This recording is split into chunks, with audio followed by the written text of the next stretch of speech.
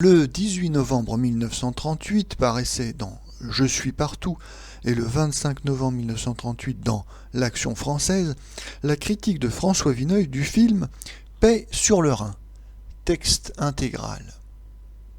Paix sur le Rhin de M. Jean Chou, metteur en scène intermittent, qui se lança naguère en photographiant assez bien Jean de la Lune de M. Marcel Achard. Paix sur le Rhin fut présenté à Paris le 26 ou 27 septembre dernier. J'avais des soucis vraiment plus urgents ce jour-là que le dernier né de M. Jean Chou. J'ignore donc comment il fut accueilli. S'il a servi pendant ces lourdes heures à réveiller quelques sensibilités trop vite résignées à l'inévitable.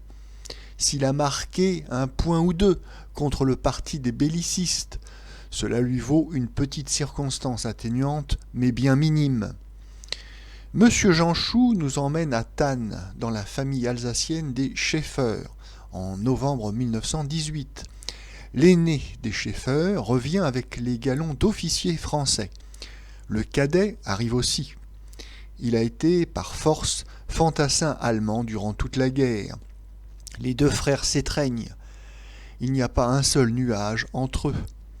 Le père, un grand vigneron, passionnément français, n'imaginerait pas de reprocher à son fils l'uniforme qu'il a dû porter. Mais le garçon s'est fiancé de l'autre côté du Rhin, à une jeune infirmière allemande. Cela, le père Schaeffer ne le tolérera pas. Jamais il ne recevra une telle étrangère sous son toit. Il chasse son fils, dont sa terre aurait cependant tant besoin. Parallèlement se déroule l'histoire d'un jeune sculpteur, Müller, qui lui aussi a dû servir en Allemagne.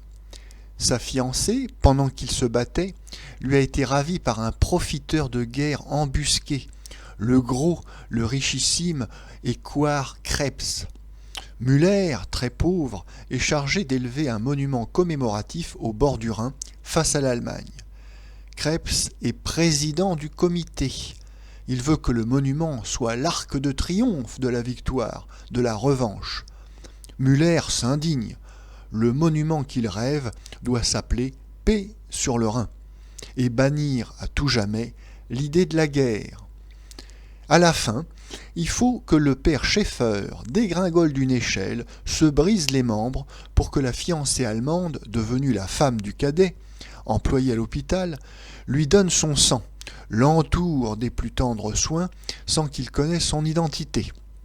Quand il l'apprendra, il lui ouvrira toute grande la porte du vieux domaine. Pour Müller, il est heureux. Si l'on n'accepte pas son monument, on renonce aussi à l'arc de triomphe de la victoire. Nous n'ignorons pas les drames que la guerre puis la paix ont soulevés dans certaines familles alsaciennes. Il y a des villages alsaciens où le monument aux morts porte à la fois les noms de ceux qui sont tombés dans l'uniforme bleu horizon et ceux qui sont tombés dans le Feldgrau, toujours du reste sur le front de l'Orient. Les Alsaciens, bien entendu, ne toléreraient pas qu'on leur en fît le moindre reproche. Personne chez nous, hormis quelques provocateurs, n'y a jamais songé.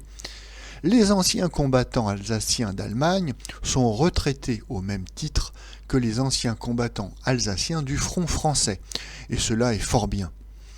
Le cas des mariages mixtes est plus grave. Ce n'est jamais, dans cette province, un événement que l'on peut accueillir de gaieté de cœur, quand ce ne serait que pour les soupçons, souvent injustes, sans doute, mais fatals, qu'il fait naître.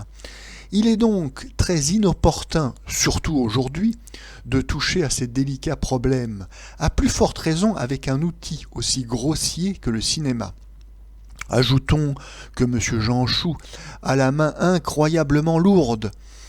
J'ai donné en quelques lignes un aperçu du stupide mélodrame qu'il a forgé. Mais il faut en voir le détail, le dialogue qui ne sonne pas une fois juste, le défilé dans les images de tous les lieux communs du cinéma d'il y a 10 ans. Ce ne serait rien s'il n'y avait l'esprit dans lequel ce film de paix a été traité. Monsieur Jean Chou nous ramène aux jérémiades les plus imbéciles du briandisme. Ce qu'il applaudit, c'est justement cette abdication de notre victoire, cet abaissement de notre bel orgueil par tous ceux, des Anglais à nos démagogues, qu'ils pouvaient inquiéter, cette reculade de la démocratie française qui a remis la guerre à nos portes. Il fallait construire sur le Rhin l'arc de la victoire et de la revanche. C'est un monument dont les Allemands auraient à merveille compris le sens. Quant à paix sur le Rhin, c'est le type de couillonnade sentimentale le plus propre à nous faire tourner en dérision par tout le Troisième Reich. N'arrivera-t-on donc jamais à comprendre que ce que les Allemands estiment chez nous, et admirent même, ce sont les manifestations, de plus en plus rares, hélas, de la virilité française. Il y avait l'esquisse d'une bonne idée dans le film de M. Jean Chou, le profiteur opposé aux anciens combattants des deux armées. Mais le profiteur de guerre en Alsace, on sait, bon Dieu, le nom qu'il porte. Il fallait l'appeler Kahn ou Lévy. Krebs, c'est un nom aussi bien germanique que juif, et il n'y a pas de physique moins israélite que celui du bon Jim Gerald qui joue le rôle. La satire de Paix sur le Rhin est à l'usage de Cri-Cri ou de la semaine de Suzette. Monsieur Jean Chou est un des derniers exemplaires subsistants du pacifisme à la mode de 1925.